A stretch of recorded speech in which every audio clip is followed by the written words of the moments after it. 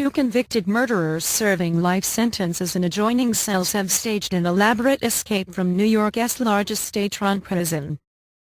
The two fooled guards with makeshift dummies made out of sweatshirts and used power tools to drill out of their cells and past the prison's 30-foot-tall walls, officials said.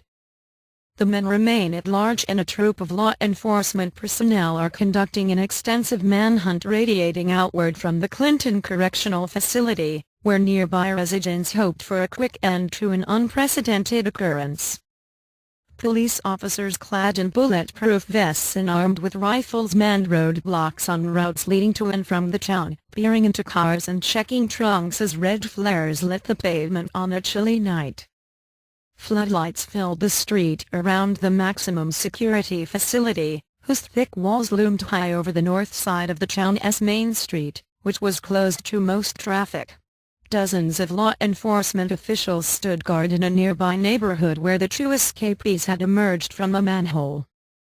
The New York State Police said the inmates Richard Matt and David Sweat had escaped from the Clinton Correctional Facility, an all-male maximum security prison about 250 kilometers north of Albany near the Canadian border.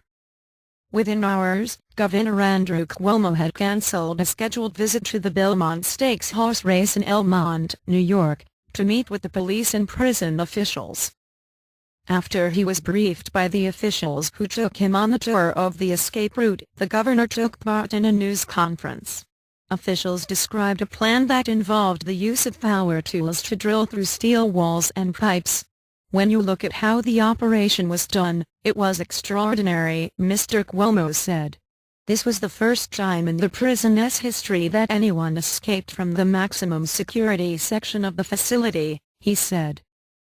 The state police said that Matt, 48, and Sweat, 34, were found to be missing during a 5:30 a.m. bed check. Both men were a danger to the public, and officials advised anyone who saw them not to approach and to contact the police.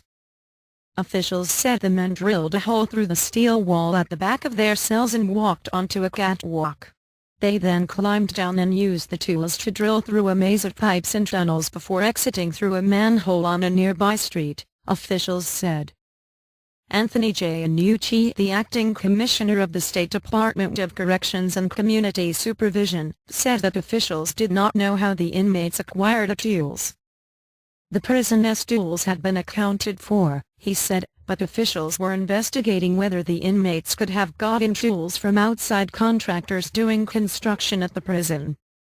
Officials were also trying to find out how the inmates knew their way out, he said. "It may have been over a period of time," he said. "It may have been trial and error. We don't know." Mr. Cuomo said the inmates had used decoys made from sweatshirts to make it look as if they were asleep in their beds, deceiving corrections officers who check on them every 2 hours. The discovery prompted an immediate lockdown of the prison, which remained in effect overnight. Officials said more than 200 law enforcement officers were involved in the search, along with helicopters, K-9 units and bloodhounds. Major Charles Guess, the state police commander of the region, said the police and prison officials were conducting a full investigation with local and state authorities, as well as the FBI and the U.S. Marshals Service.